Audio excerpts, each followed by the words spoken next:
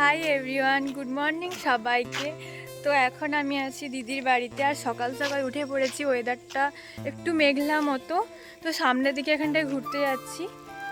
কোথায় যাচ্ছি তোমাদেরকে দেখাবো। আর সামনে অনেকেই আছে, দেখাচ্ছি। সামনেই এতজন যাচ্ছে, পেছনে আমরা আছি।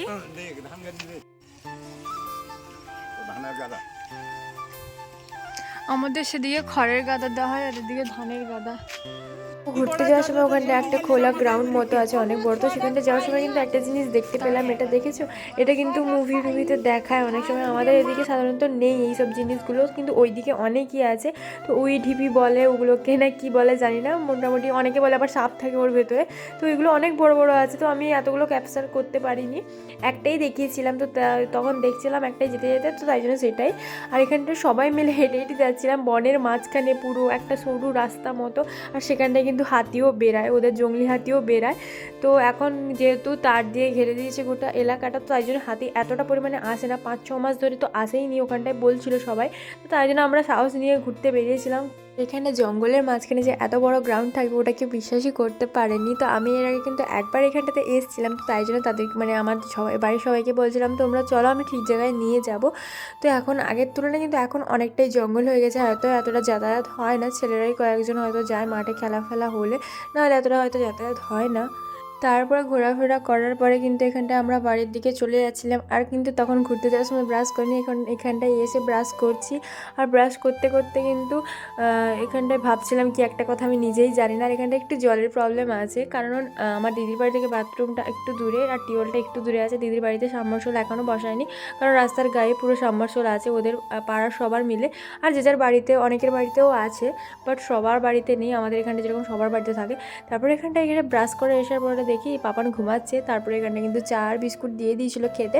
তো খাওয়া দাওয়া করার পরে এখানটায় পাপান উঠে পড়েছিল ঘুম থেকে। আর কত কিউট না দেখো সবাই, মানে এত বোকার মতো হাঁ করে তাকিয়ে থাকে না, আমার খুব ভালো লাগে। তো তারপরে এখানটায় কিন্তু বাজনা চলে এসছে। আর আমি কিন্তু বলছিলাম যে বেকার বাজনা করেছো কেন, কিন্তু তারা বলে আমার ইচ্ছে ছিল বাজনা করা, তো করেছি। আমি বললাম আচ্ছা। তারপরে এখানটায় কিন্তু মুড়ি খেতে চলে এসেছি, মুড়ি খেতে বসে গেছি।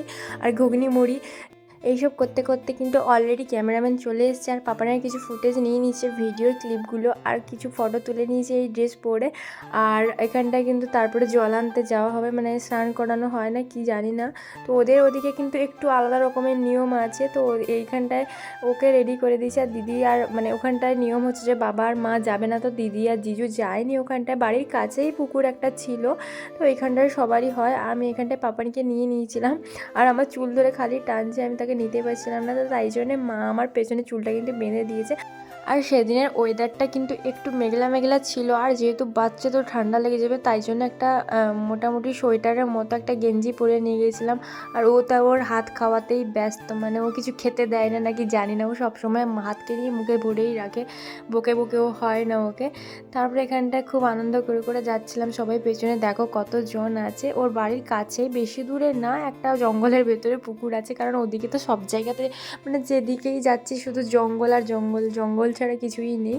এখানটায় মা, একবার আমি নিই, একবার মা নেয়। আমি নিচ্ছিলাম কিছুক্ষণ, দিয়ে মা বলে তুই নিতে পারবি না, থাক, শাড়ি পরেছিস, জঙ্গলের রাস্তা আছে এমনি, তো আমাকে দিয়ে দিত। তাই জন্য মাকে দিয়ে দিয়েছিলাম। এখানটায় আর অনেকেই গেছিলাম। আর এই পুকুরটা এখন শ্যাওলা মতো পড়ে গেছে, কিন্তু এতটা শ্যাওলা ছিল না। তো এখানটা সাধারণত মানে এমনি অনুষ্ঠান হলে বা ঘর তোলা হলে এখানটায় কিন্তু তোলা হয়। যত গ্রামের সবাই আছে, গ্রামের কি পাড়ার আমি জানি না, বাট কালী পুজো টুজোতে তো ওইখানটায় ঘর তুলতে যায়, আমি যেইটুকু দেখেছি। তারপরে এখানটায় কি মিষ্টি না কী সব খাওয়াতে হয়, মিষ্টি না কি একটা খাওয়াতে হয়, তো ওই সব নিয়মগুলো সবাই মিলে করছিল। তো সেই ফাঁকে কিন্তু আমি ওইটা একটু ভিডিও করে নিয়েছিলাম। আর এখানটায় কিন্তু ওকে স্নান করানো হয়নি, সেদিনে মেঘলা ওয়েদার ছিল, প্রথমেই বলে দিয়েছিলাম। তো তাই জন্য একটু জলটা নিয়ে মুখে আর মাথায় একটু ছিটিয়ে দিয়েছিল। তারপরে না তেল সাবান কি একটা মাখাতে হয় না কি, তো সেইটা কেউ আনেইনি, ভুলে গেছে। তো তাই জন্য ওইটা নিয়ে বকাবকি করছিল সবাই মিলে। তো তারপরে একটা জামাইবাবু গিয়ে ছুটে গিয়ে নিয়ে এলো। আর সেই ফাঁকে আমি একটু ভিডিও করে নিয়েছিলাম। তারপরে কিন্তু আমি রিলস করতে চলে গেছিলাম। সেইখানটাতে কয়েকটা রিলস করেছি, যেগুলো ইনস্টাগ্রামে অলরেডি পোস্ট আছে, ফেসবুকেও করে দিয়েছি কিছুটা। তো তারপরে এখানটা এদের হচ্ছে এটা আর্টশালা। তো এখানটায় কালী মন্দির আছে ওদেরই পাড়ার বলতে ওদেরই বাড়িরই বলতে পারো। তো এখানটায় ও তো প্রণাম করতে পারে না, তো তাই জন্য ওখানটা একটা নিয়ম আছে, তো বাচ্চাদেরকে এরকম শুইয়ে দিতে হয় মন্দিরের সামনে।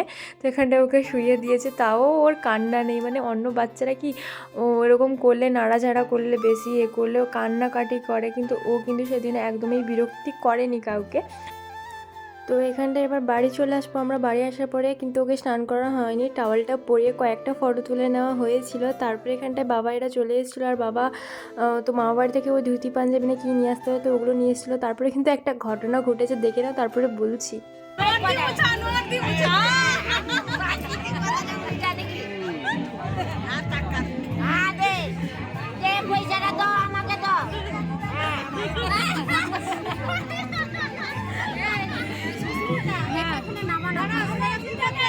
তো এখানটার ঘটনাটা হচ্ছে এই যে, তো মামা বাড়ি থেকে কিন্তু মিষ্টি খাওয়াতে হয়, ঠাকুরের প্রসাদ। তো সেটা খাওয়ানোর সময় কিন্তু রুমালে মুখ মুছতে হয়। তো আমার বাবা কিন্তু রুমাল আনতে ভুলে গেছিলো, তাই জন্য আমার দিদাইরা ইয়ার্কি করছিল যে টাকা দিয়ে মুখ মুছিয়ে দাও। তো তাই জন্য বাবা কিন্তু টাকা দিয়ে মুখ মুছিয়ে দিচ্ছিলো। তো এই নিয়ে হাসাহাসি হচ্ছিলো। তারপরে কিন্তু পাপান এখানটা যে ভাত খাবে সেইটা ডেকোরেশন একটু করে নিচ্ছিলাম, যতটুকুই পারছিলাম একা হাতে যতটুকুই পেরেছি ততটুকুই করেছি। কিন্তু খুবই কষ্ট হচ্ছিলো। তখন কিন্তু অনেকটাই লেট হয়ে গেছিলো, প্রায় কটা বাজে তখন, 2টো মতো বাজতে যায়। তখনও কিন্তু খায়নি ও, মানে ভাত খাওয়া হয়নি ওর, তাই জন্য করে তাড়াহুড়ো করে কোনো রকম করে দিয়েছিলাম। সেদিনে কিন্তু অনেক ভাবছিলাম যে সাজবো, বাট সাজা হয়নি, টাইমই পাইনি সাজার। আর এখানটায় আমাকে আর আমার দিদিকে দেখো, কাকে কেমন লাগছে অবশ্যই কমেন্টে জানিও কাকে ভালো লাগছে। তো এখানটায় দিদি অনেকটাই রোগা হয়ে গেছিলো ডেলিভারির পরে। আর এখানটায় আমার জিজুকে দেখো, একেও বাচ্চা বাচ্চা লাগছে একটু। তো আমি ভিডিও করছিলাম বলে সবাই একটু ক্যামেরার সামনে সেই মুখ দেখাচ্ছিলো। তো আরও ভিডিও অনেকগুলোই ছিল জানো, অনেকগুলোই ক্লিপ নেওয়া ছিল, বাট ওগুলো কোথা থেকে ডিলিট হয়ে গেছে জানি না হাত পড়ে। তারপরে এখানটায় মা পাপানকে নিয়ে একটু বাইরে এসছে, আর ওকে দেখো হাঁ করে খালি এদিক আর ওদিক দেখছে, ওই রকমই করে। এখানটায় কিন্তু তারপরে খাওয়াতে বসে গেছিলো, আর সে কিন্তু সলি হাঁ করে সব কিছু খাচ্ছিলো। তো তাকে বলে দেওয়া হচ্ছিলো যে আস্তে আস্তে খাওয়াতে। তারপরে আমি খেতে বসে গেছিলাম, সেখানটায় কিন্তু খেতে যাইনি, আমি বাড়িতেই খাওয়া নিয়ে এসে বসছিলাম। তো আমি সেরকম কিছু নেইনি, বেগুনি নিয়েছিলাম, মাছ নিয়েছিলাম, আর পনিরের তরকারি, ব্যাস এইটুকুই।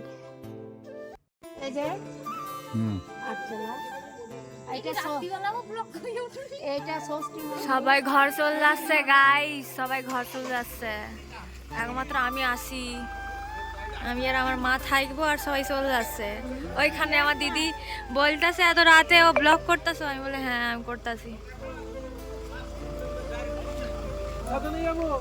দিদা টাটা টাটা, চল যাও, সাবধানে যাবে।